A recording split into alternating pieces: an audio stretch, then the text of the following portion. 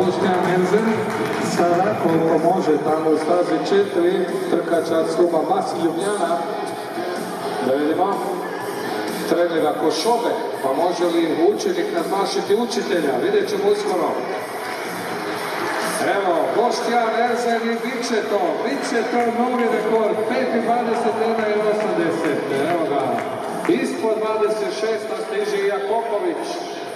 On je ljubitelj cestovnih utrka i ovih dužih, ali evo prijavio si na 200.